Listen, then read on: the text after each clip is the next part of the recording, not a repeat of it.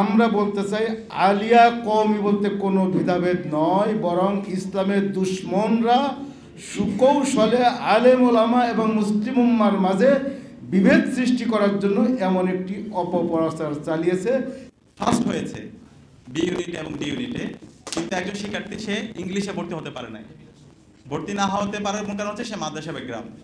তো এইভাবে শিক্ষার্থীদেরকে বঞ্চিত করা হয়েছে, তাদের অধিকারকে কেড়ে নেওয়া হয়েছিল। আমরা এই জন্য গর্ববোধ করি যে আমরা মাদ্রাসার শিক্ষার্থী। আমরা মাদ্রাসায় পড়েছি, কোরআনের সাথে আমাদের সম্পর্ক ছিল। আমরা মাদ্রাসায় পড়েছি, দুর্নীতি করতে আমরা ঘৃণাবোধ করি। আমরা মাদ্রাসায় পড়েছি, আমরা মানুষের সম্পদ লোপাট করতে ঘৃণাবোধ করি। আমরা মাদ্রাসায় শিক্ষায় শিক্ষিত হয়েছে, শিক্ষকদের মর্যাদা দিতে আমরা গর্ববোধ করি। আমাদের শিক্ষার অন্যতম একটা শাখা হলো আলিয়া মাদ্রাসা শিক্ষা, মাদ্রাসা শিক্ষা ব্যবস্থা। এটাকে আপনি অবজ্ঞা করতে পারেন না। যে কারণে এখনো কেউ বলে যে আলিয়া বড়জনে খালিয়া জু করেগা দেওবন্দ ও হোগা ফেরকাবন্দ, এই সমস্ত আলিয়া কওমির মাঝে ওয়াল উঠিয়ে দিতে হবে ইনশাআল্লাহ তাআলা। যে কারণে আমরা লক্ষ্য করি 2004 সালে এদেশের এক মন্ত্রী, আমি হাজি ক্যাম্পে একটা অনুষ্ঠানে শুনলাম, মন্ত্রী নিজে বলছেন, এখন আল্লাহর কাছে চলে গিয়েছেন, বললেন যে মাদ্রাসায় পড়ে যারা তারা খায় আর ঘুমায়, ঘুমায় আর খায়। একজন চট করে বলে উঠলেন, স্যার মাদ্রাসায় যারা পড়ে খায় আর ঘুমায়, ঘুমায় আর খায়, এই খায় ঘুমায় খায় তাদের দ্বারা এদেশে 100% শিক্ষিত লোক তৈরি হয়েছে। আরবি পড়তে পারে প্রায় সবাই মুসলমানেরা, অথচ তখন মাত্র 18-19% ছিল সাক্ষরতার হার। বললেন যে এত টাকা সরকার খরচ করে, কিন্তু যাদের ব্যাপারে আপনি অভিযোগ দিলেন তাদের কিন্তু 100% তারা শিক্ষিত। আর আজকে তো তথ্য শুনলেন আপনারা, ঢাকা বিশ্ববিদ্যালয় থেকে শুরু করে শুধু এখানকার ভিসি চেয়ারম্যান এনারা সবাই আলিয়া মাদ্রাসার ছাত্র।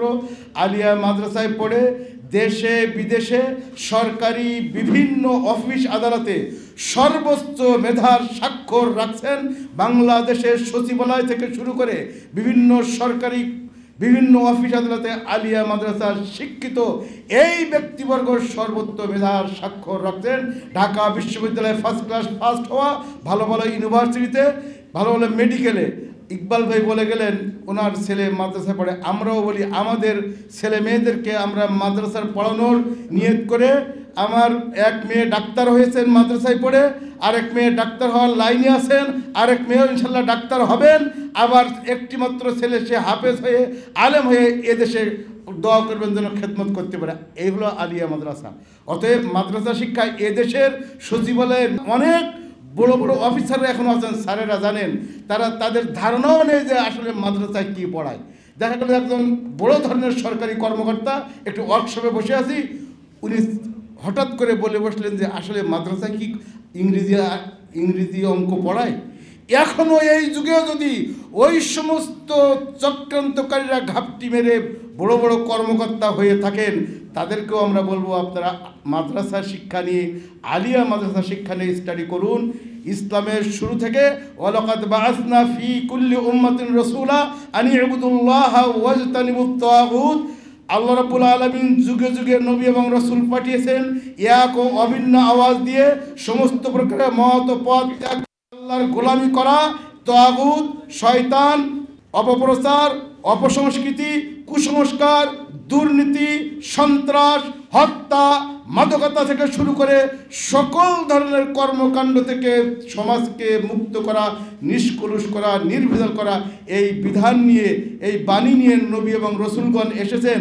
এবং মাদ্রাসা শিক্ষা সেই সময় থেকে, নবী রসুলদের যুগ থেকে, সাহাবীদের যুগ থেকে, তাবিদের যুগ থেকে বিভিন্ন মক্তবে, বিভিন্ন মসজিদে কোরআন হাদিসের শিক্ষা দিয়ে চালু হয়েছে।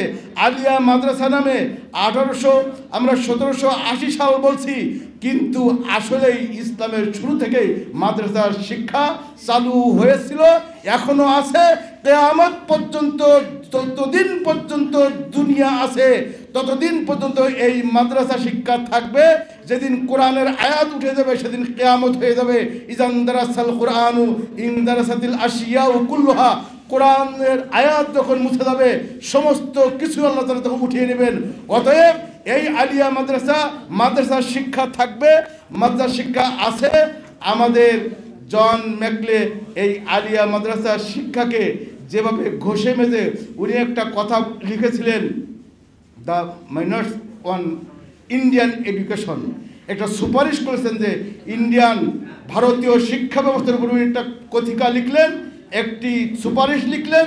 সেই সুপারিশে বলে দিলেন যে এই দেশের এই শিক্ষা ব্যবস্থা একেবারে অব্যবহারযোগ্য। ওনার এই নোটে লিখে দিলেন অব্যবহারযোগ্য। আমরা বলবো এই অব্যবহারযোগ্য শিক্ষা এই দেশের উন্নয়ন, ভারত মহাদেশের স্বাধীনতা সংগ্রাম থেকে শুরু করে বাংলাদেশের সকল অবস্থায়, সকল বিভাগে, সকল দিকে দেশের স্বাধীনতা সুরক্ষা, দেশ রক্ষা, দেশের আকীদা বিশ্বাসকে অক্ষুণ্ণ রাখা, দুর্নীতিমুক্ত, সন্ত্রাসমুক্ত, অপরাধমুক্ত, আদর্শিক মানবিক সমাজ বিনির্মাণে এই মাদ্রাসার ছাত্র শিক্ষকরা গুরুত্বপূর্ণ অবদান রেখেছেন, আবারও রাখবেন ইনশাআল্লাহ। আপনারা মঞ্চে যাদেরকে দেখছেন, যদিও দু একজন সরকারি কর্মকর্তা আছে, ওনারা সহ মঞ্চে যারা আছে সকলেই কিন্তু ওই ওয়ান জাস্টিসের পক্ষে মাঠে নেমে শাহাদাতের তামান্না নিয়ে তারা সর্বোচ্চ ত্যাগ করেছেন, যাদের রক্তের বিনিময়ে আজ আমরা একটি সুন্দর সমাজের, সুন্দর রাষ্ট্রের স্বপ্ন দেখছি। তাই মাদ্রাসা শিক্ষাকে আর পিছনে ফেলে দেওয়ার চিন্তা করা যাবে না। যে মাদ্রাসা শিক্ষিত হয়ে মানুষ ডাক্তার হচ্ছে, ইঞ্জিনিয়ার হচ্ছে, যোগ্য আলেম হচ্ছে, যোগ্য বিদ্বান হচ্ছে, প্রফেসর হচ্ছে, ভিসি হচ্ছে, রাষ্ট্রনায়ক হওয়ার মতো লোক তৈরি হচ্ছে। অতএব এই মাদ্রাসা শিক্ষাকে আধুনিক শিক্ষা শুধু নাম দিয়েই আমরা ক্ষান্ত হব না। চতুর্থ শিল্প বিপ্লবের এই যুগে মাদ্রাসার শিক্ষার্থীদেরকে সর্বোচ্চ সুযোগ দেওয়ার জন্য আমরা সরকারের কাছে আহ্বান জানিয়ে আসছি।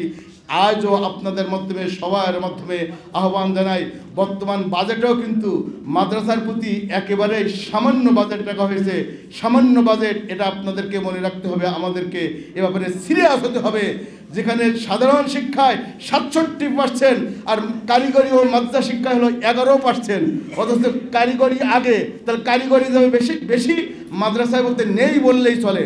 অতএব আমরা আমাদের শিক্ষা ব্যবস্থাকে একেবারেই এই মাদ্রাসা শিক্ষার মাধ্যমে মানুষ নৈতিকতা শিখে, মাদ্রাসা শিক্ষা ব্যবস্থার মাধ্যমে মানুষ আন্তরিকতা শিখে, মাদ্রাসা শিক্ষার মাধ্যমে মানুষ দেশ গঠন করতে শিখে, মাদ্রাসা শিক্ষার মাধ্যমে মানুষ জাতি গঠন করতে শিখে, মানুষ সুদ, ঘুষ, মদ, জুয়া, সন্ত্রাস, মাদকতা থেকে মুক্ত যদি সমাজকে করতে চান, মাদ্রাসা শিক্ষার মাধ্যমে একমাত্র সেটি সম্ভব।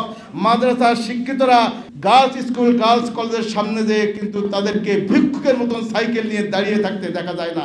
তাই আসুন, সব শেষে আমরা আমাদের সরকারের কাছে একটা আবদার করব, আপনারা স্কুলে 65,000 প্রাইমারি স্কুলে যে গানের শিক্ষক নিয়োগের রাজ আইন জারি করলেন, আজ আমরা আপনাদেরকে বলতে চাই, যাদের রক্তের উপরে দাঁড়িয়ে আপনারা এখনো পর্যন্ত ক্ষমতায় আছেন, আল্লাহর হস্তে আপনারা ধর্মীয় শিক্ষক নিয়োগ নিশ্চিত করুন, না হলে এই দেশ মানুষ আবার অনৈতিকতার দিকে চলে যাবে।